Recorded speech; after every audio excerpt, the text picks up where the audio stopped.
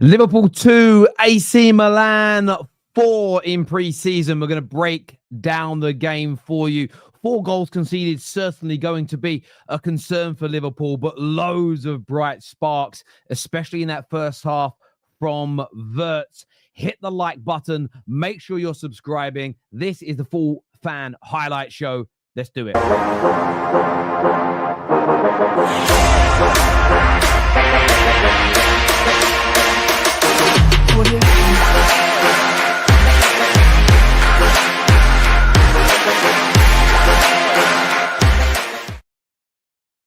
Welcome back to the Football Terrace. 4-2 to AC Milan.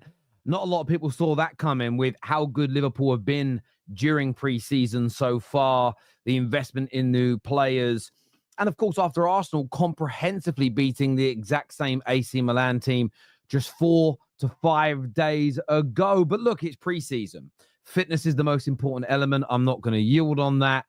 There are still some really bright signs for Liverpool, but certainly one big glaring issue that I think they're going to want to address massively, and that is the defensive elements of their team, especially when they made those subs in the second half. They were very susceptible to that counter attack. But as ever, look, I want your thoughts, I want your feelings, I want your opinions in the comment section below. Make sure like buttons are being hit, by the way. Make sure you're subscribing. Make sure you've got the bell notification button turned on. Very important elements for the show, especially the bell notification. Get that hit for us right about now. But look, let's be honest about this. It's not great. No Liverpool fan's going to sit there and go, it's fine. It doesn't matter losing. Of course, they want to win this game. There's no doubt about it whatsoever. They wanted to go out and they wanted to win this football match. That being said, it is pre-season. And some will call me a hypocrite here because I'm expecting to see improvements in Man United performances. I'm expecting to see how we're going to play next year, something to hold on to, something to be excited about.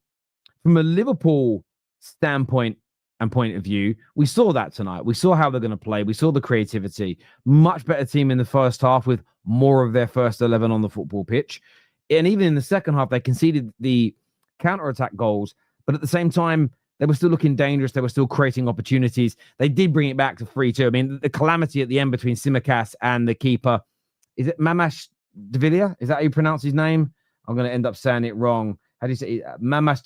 Is it Mamadashvili? I mean, him and Shimik, I think it was Simicast at the end, was just an absolute calamity as an example. Fitness is the most important thing, getting yourself match sharp and ready. I think the first 2 or 3 pre-season games are less important than the final 2. I stand by all of that. I'm not going to change my mind on any of it. That part of it, I remain very, very consistent of when it comes to pre-season. I think the fear or worry I would have if I was a Liverpool fan watching that is depth defensively. Yes, fullbacks, you bought new ones, they'll bed in, they'll play. I actually was really interested in watching Conor Bradley at right back and Frimpong in Saka's position because I actually think Liverpool are going to do that a lot this year. I thought that was a really...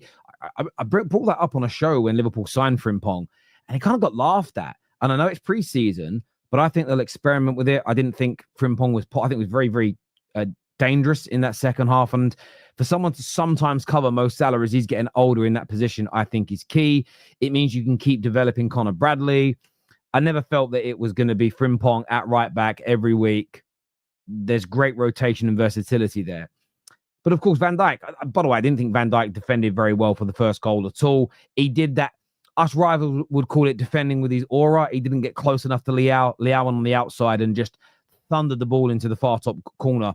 I feel that Van Dijk should have got himself a little bit closer in that point of view. But in the second half, the counter-attacks just cut through Liverpool far too easy. Now, where I won't judge it like a real football match is Liverpool not going to make 9, 10, 11 substitutions at half-time in normal games. So it becomes hard to judge in that regard. But defensively, they've got to go out and buy some players, Liverpool. I know they've spent a lot of money already and people are ridiculing them for it. But I think Guehi is just a must. Let's see what happens with Konate, but he does have some injury problems. Joe Gomez has been sent home with another injury. But they're going to buy another centre-back as well, though. So I do think that Liverpool fans are somewhat relaxed in that regard. But aside from that, and we'll go to your comments in a few moments, because I know a lot of people are going to want to go in on Liverpool for losing this game. The one thing that did stand out for me, though, which I just thought was very, very impressive indeed, was Wirtz, or I think as the commentators were calling him, Wirtz. But Wirtz, or whether it's Wirtz, I did hear commentators say two different ways today. This man is special. He is really, really special indeed. And I know the result today may overshadow it in some people's minds, but it shouldn't. This man that Liverpool have bought is a superstar. I'm absolutely telling you, this lad is going to be a superstar.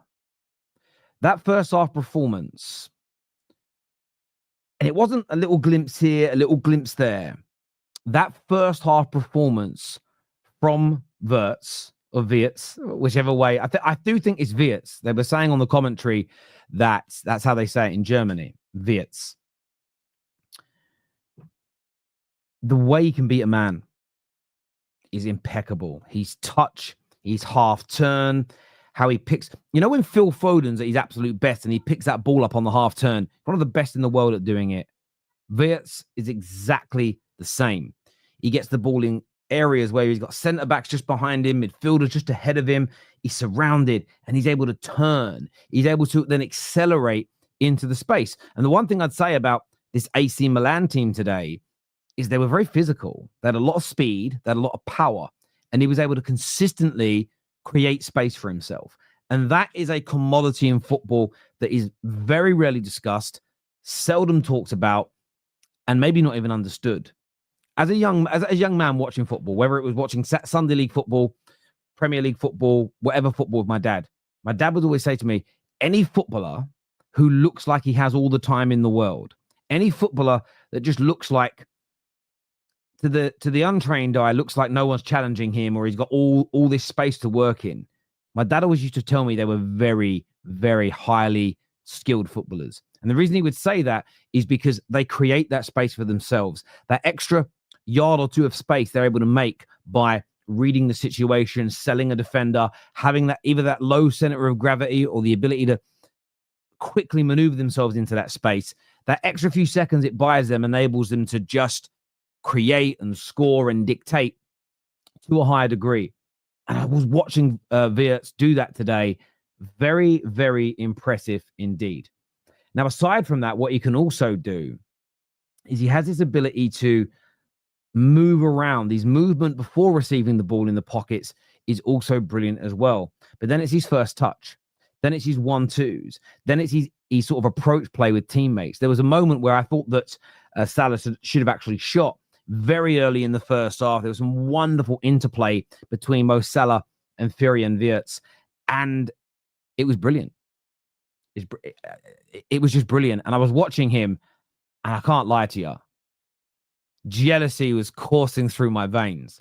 Now, Man United have signed some very good number 10s this summer. I love the fact that we've got Cunha. I love the fact that we've gone and signed in Bumo. And we do have Bruno Fernandes. It was just watching this. So it isn't like a jealousy as in, oh, I need the same. It was just looking at Liverpool with a superstar, because that is what he is. He's only just come into this team as well. He's going to have Ekitike joining him. The play between him and Ekitike is going to be sickening. Then, right? Then, very likely, Alexander Isak. Salah on the right. Let's not forget about Mo Salah here. The left. What's it going to be? Gakpo? By the way, I'm going to butcher his name. But young Rio and is it Gamoha? Engamoha? Listen, I'm not saying don't try and get Rodrigo, and I'm not saying young Rio is better, but he looked a talent as well, didn't he? So for me, I look at it this way, right? Let's just say you get Isak and you can't buy anybody else, and Diaz does go. Gakpo can play out there, Ekitike can play out there, young Rio can play out there. I'm just looking at Wirtz, and that's all I kept on thinking is, wow, look at the talent. look at the ability, look at the quality. But soberingly, you only had 2 of the main attackers in that team at any one time. And the one thing I hate about preseason games is all those subs at halftime, because for me, it would have been a case of, okay, it's 1-1. I'd have loved to have seen the way Liverpool continued to play with Wirtz. And by the way, if you're just tuning in and you're hearing me say that, you're only seeing this part. It's what the commentators were saying is the right way of pronouncing his name. It might change again in a few weeks. This happens a lot with international names, but they're saying it isn't Wirtz, it's Wirtz.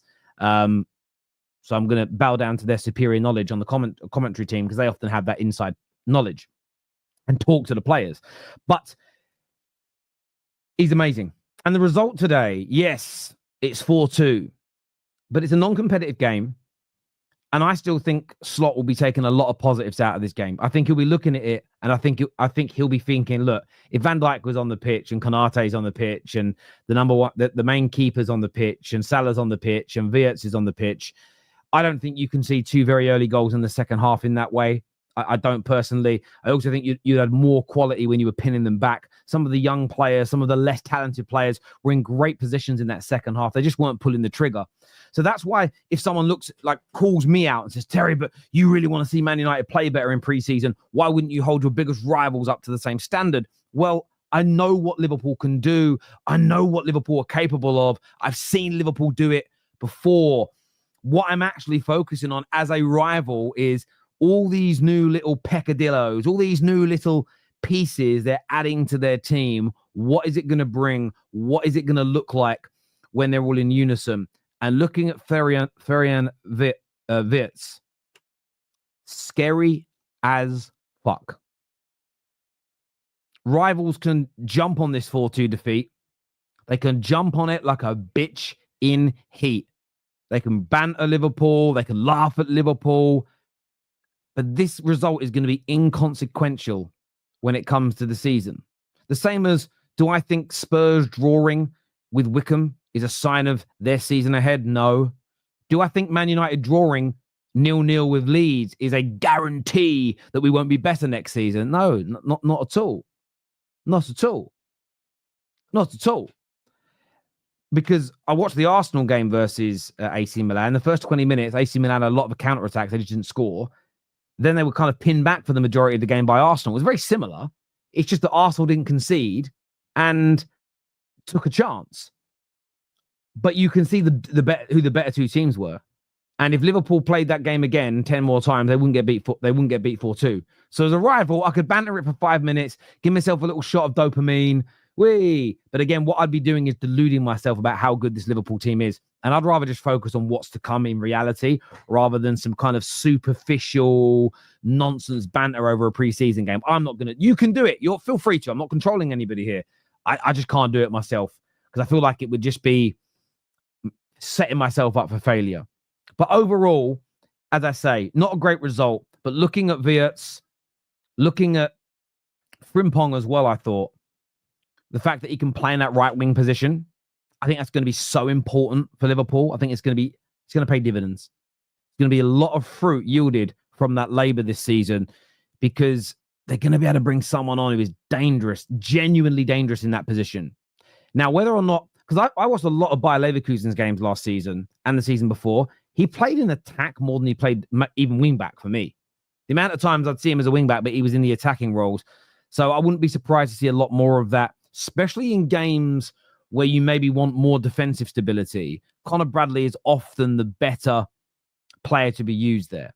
But as ever, look, I want your views. I'd love to get your opinions on this in the comment section below. Personally, I'd be ignoring the vast majority of this result. If I was a Liverpool fan today, I'd be focused on what the likes of Florian Wirtz bring to this team going into next season. Because to me, as an outsider and as a rival, it's scary, it's dangerous, and it will be next level. Ekatike and Isak joining that, maybe even a Rodrigo. Shut the front door. Hit that like and share button, people. Want to go into your comments now. Thank you. So let's take a quick look here at the comment section. We're going to bring out some calls as well in just a few moments' time. Let's have a little look here. Don't excuse yourself for pronouncing Wirtz correctly. So, it is Wirtz then. It is Wirtz, like the V. And that makes a lot of sense because yeah, Wirtz. If I'm saying it right, cheers. I'm only copying what I was watching Liverpool's official channel. That's what they were saying, so I'm going to trust them. Lots of new faces. It's pre-season. Not worried is what Wacker says here. And Luke Skywalker encouraging everybody to get that like button hit. Appreciate that a lot, my friend. Thank you very much indeed. Wirtz. Okay. That's what Ram said. I might be saying it wrong myself, but there we go. What does this say here? See, look, some people pronounce this is Wirtz. This is what I mean by trying to get a name right. There's literally 10 of you saying it in different ways. Terry, no praise for Milan. Well, it isn't really about praising Milan because obviously we cover the Premier League teams predominantly here on the Football Terrace. So that's why I'm speaking about it from their perspective. But they look very good today. And I like Allegri. I think he's a much better manager than he gets credit for.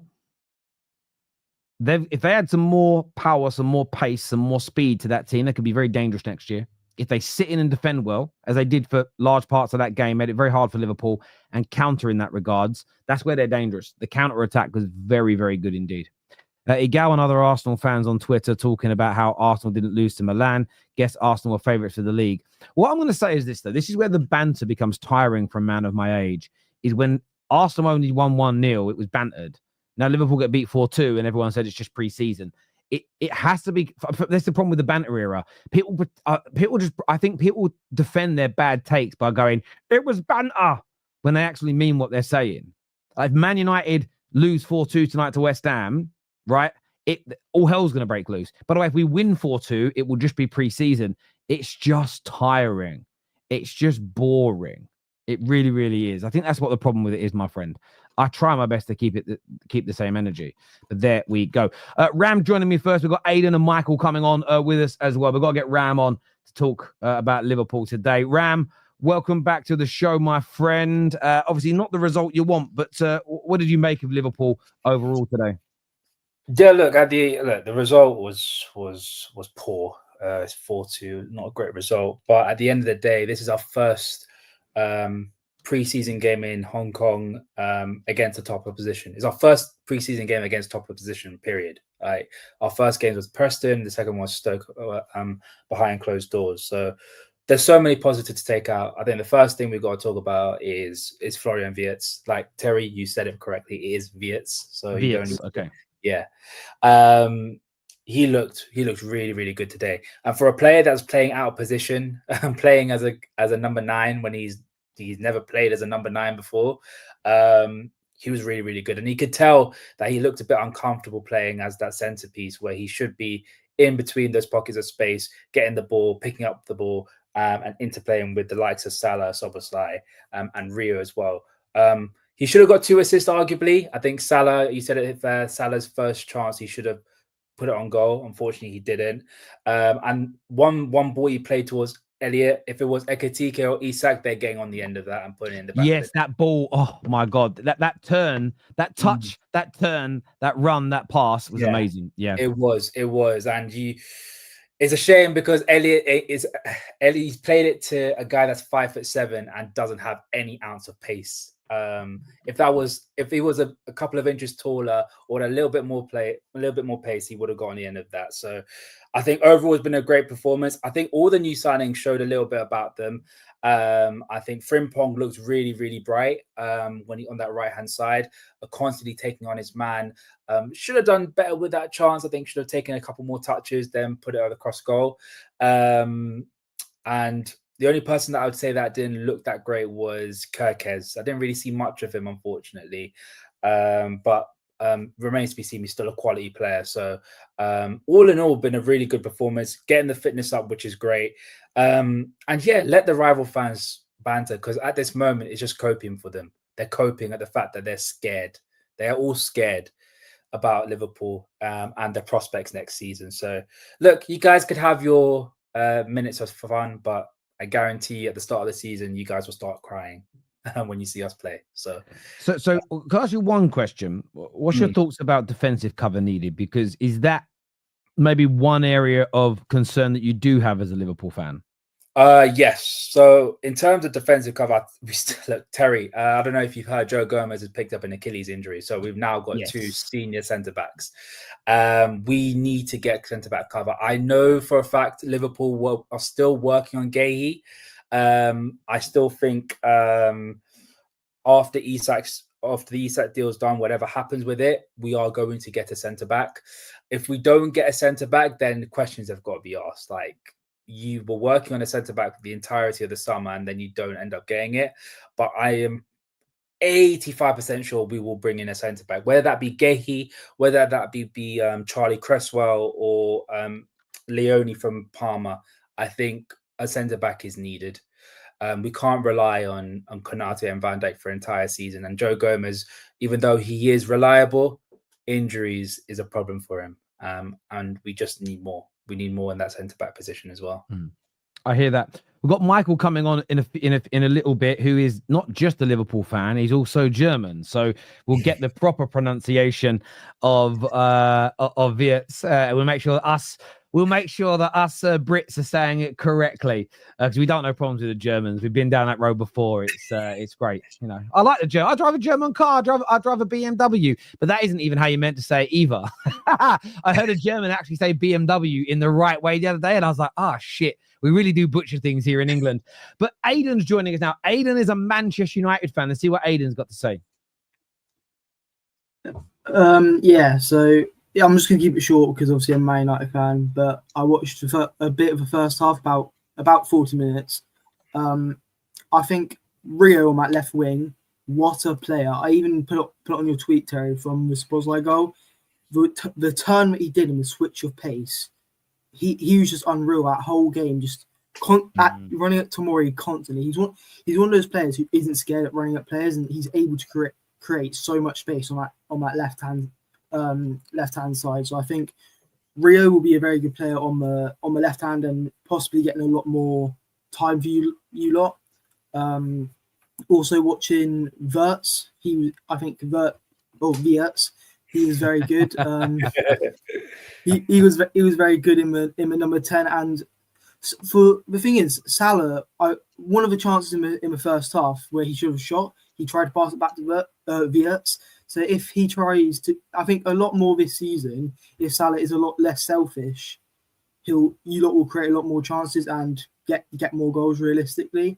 And with Ekitike coming in, and even Isak, if you get him, your front line is going to be scary. And as a Man United fan, we're not competing with you, but that 21 is looking scary for us Man United fans. Have you lot obviously overcome that boundary as a 21 title? So for United, it is scary.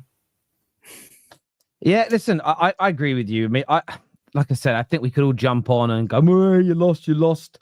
But I would almost feel sort of, you know, when I see people do this to Donald Trump, right? When they laugh about failed business ventures. You're a failure because this certain venture didn't work. And I'm like, I'm not saying I'm Trump's fan, but I'm like, why are you brokies laughing at a billionaire who could buy your heart? You're sort of like, this university thing you tried to do didn't work, right? And you could, but I just don't feel like laughing at someone that's so much more successful than me, even when they take an L. Because I think Eminem said this when he was having a battle with Machine Gun Kelly. It was like, my biggest flops are your greatest hits. And I feel a bit like that with Liverpool, where I feel laughing at a bad moment for them is still better than anything we're able to do. So I just feel it's like a little bit flaccid to have a go at them at the moment. You know, if they opening game of the season, they get beat 4-2.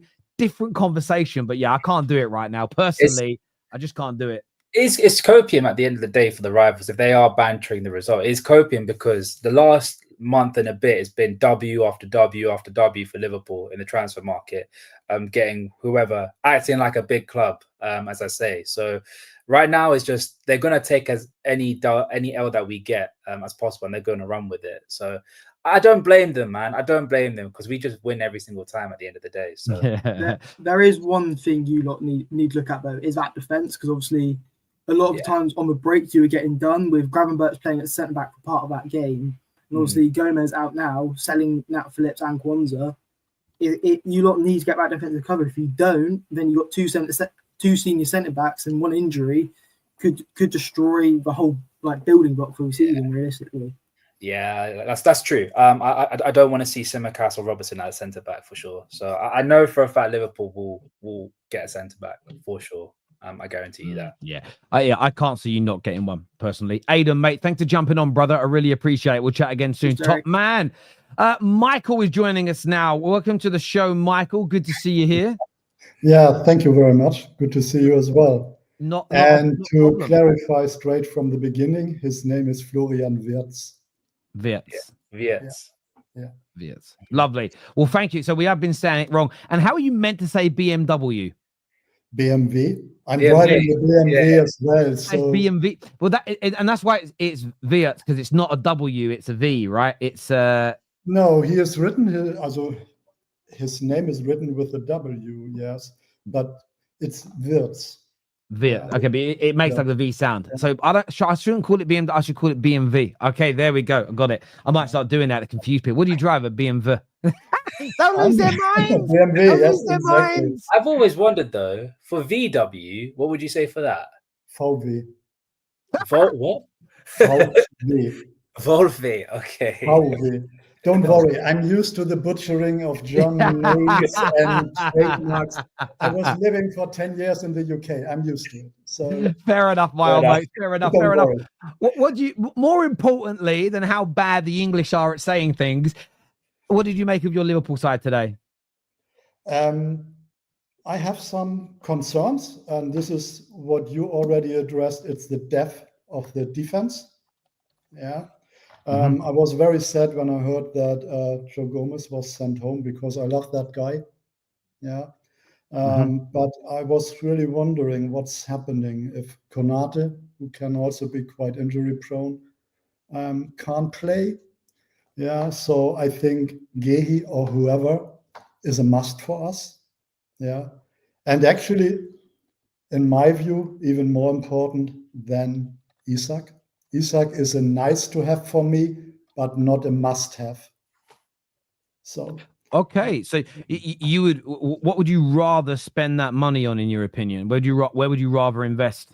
In defense, and maybe also on the left side. I miss Diaz today. Diaz is very agile. He is lively. Rio was great. He is impressive, but don't forget he is a 16-year-old boy. Yeah. And only Gomez there. I'm not so Gakpo. I'm not so confident about it for a whole season. Yeah. So I would rather spend in defense on the left side, because what I also thought when I saw Frimpong today again was the boy has 2 years actually could become a successor of Salah. His speed, his ability is quite impressive. And if he can be trained, converted, I don't know. It was the first idea I had. Maybe. Yeah. And when you were impressed today, Terry, about Wirtz, you don't even have seen what he is capable of today. Trust me. You are right. He is a superstar. Yeah, I always try and keep a close eye on what Germany are doing, just because of the sort of Anglo-German rivalry. We know where that stemmed from, but for me, it's only ever been a sporting thing. I always tell this story about when I was part of Team GB kickboxing. Team Germany were also very good, the same as Team GB. And there was a guy called Dirk, who was a German guy, and it's the first German I'd ever made friends with, if that made sense. Like, cause you grew up in England, don't know very many Germans, and so I've always had a great rivalry on a sporting level with Germans. So I always keep an eye out for what you guys are doing, especially when it comes to football. And Wirtz is just, there's something about him that when you nearly everything he does is special. Even when it doesn't come off, you can see what he was trying. And it's like watching, you know, when you watch a really good heavyweight boxer and they'll try a combination and they just miss, but you realize that landed, it was over. It's kind of like everything he does, even his failings, are very close to producing something magical. He is a true outstanding talent, and it's sobering. It's sobering that he's gone to you lot, I tell you. He can read situation. You already mentioned the interplay he already had with Salah after such a short time. but he reads situation, and his passing, even in tight spaces, is incredible. When you saw him over a whole season, because apart from Premier League, I watch Bundesliga as well, you will be blown away. I'm so happy he is. I hear that. I do have a question for you, Michael. What made you, as a German, and football's massive in Germany, what made you pick Liverpool as the team to support out of interest? I'm an older generation, yeah. So in the 80s, Liverpool was a team you had always on your radar, yeah. And I loved how Liverpool played, yeah. Then it continued, and when I moved to the UK because of work, I went to Anfield a couple of times, and I got stuck. And then it happened that Jürgen came, and I was done. Because I loved Jürgen before. Yeah, I loved what he has done in Dortmund and Mainz, etc. And so I became really a firm Liverpool supporter. I love that.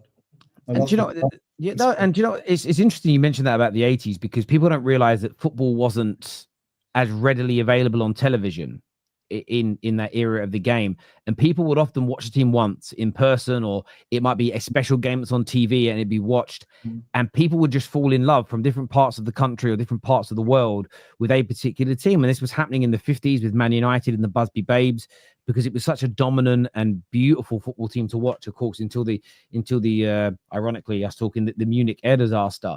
And Liverpool in the 70s and 80s is why they grew their fan base so much, because there was such a good and dominant and brilliant football team that it transcended, and people from different parts of the world that typically would never have picked a team outside of their local side or a national side, Liverpool were just one of those. And as much as I dislike them as a Man United fan, the same as I dislike Germany as a football team from a sporting reason, I have to respect them. And I've always felt this my whole life. I almost feel like Man United are not the institution we are without Liverpool, and vice versa. So there is this almost this like Magneto and Professor X kind of relationship, if that makes sense. It's there's this thing there that you can't have one without the other. They're very much a double act in my regard. But are you excited about the season, Michael? Ahead, are you excited? Oh, yes, I'm very excited. I'm very excited. I actually can't wait that the season is starting, to be honest. Yeah, and I'm positive. I'm not as positive as Hussam or others who say everything is done. Yeah. I will be. I'm pretty sure we will win big, if it's Premier League or maybe Champions League, and I will be happy if it's either one. Yeah. I will not be disappointed if we just win the Premier League or if we just win the Champions League, because I see we had so many incoming new players, and we had quite a lot of players already are gone, and maybe will go in the future as well. The harmony, the interplay and everything, it will take time. When we look at the team of last season or the seasons before, these players were together for a long time. Yeah. At least the majority. Yeah. I hear you there. I hear you, Michael. There's quite a few people, by the way, saying that you look like John Henry. There's quite a few people super chat look like John Henry. This one says big up Liam Neeson as well. Do you know who I thought you looked like, actually? I thought you looked like Jeremy Lyons. Yeah, I heard Jeremy that before. I heard Jeremy Lyons. Before, Jeremy Lyons played Alfred in the the guy from Lion King that played Scar. Well, that was a cartoon. Yeah, the voice, mate. Yes, the voice. You know, to see his face, Ram. No, you do like. I thought you like Jeremy Lyons. That's what I thought you looked like. To be fair, from Die Hard 3. Yeah, from Die Hard 3. That's right. Yeah. Like loads of people. I'm over 60 now, so I'm allowed to look like that. Yeah. Dave here says, breathe if Bruno is clear of Wirtz. I'm breathing. We'll breathe on that one. Rio looks like he's ready to play 100 games for us. You both like advocate that. He does really look ready, doesn't he? This young man for a go. Yeah. He's one thing that stood out to me. Like when you see a lot of 16-year-olds, he's very hard to get the ball off. He's very, very strong for a 16-year-old. Like, I think you saw last season when he was playing against Shrewsbury, he was getting a bit bullied by the defenders. But now, like, people try to bully him, and he won't get the ball off him. Like, he's just so quick, so strong, and so technical at the same time. He has the as Hussam might say, he has the fundamentals to be a very, very talented winger in the future. And he's only 16, so he's going to get even better. Yeah, don't forget, he is really only 16. There are a lot of things he can improve, passing, after dribbling, and after, but he is impressive. He's absolutely impressive.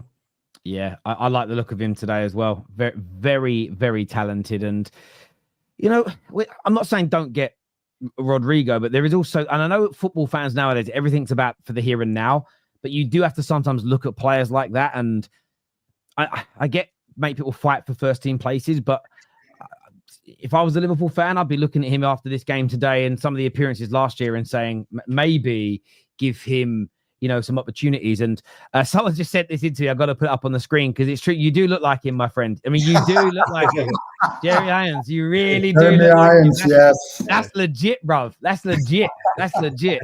And that's not a dig either. He's a good-looking geezer. No, I like it. Ooh, it's a compliment. I take it. I absolutely take it. Yeah. Love it. Listen, I want to thank every single person that has tuned into the show today. We're going to be back later with some more transfer news for you all later on in the evening. I want to thank Ram. I want to thank Michael and Aiden. I want to thank all of our super chatters, everyone who's hit the like button for us so far on this stream. But until next time, look after yourselves. Be lucky. Take care. Goodbye. God bless. And we'll see you all again very, very soon. Peace.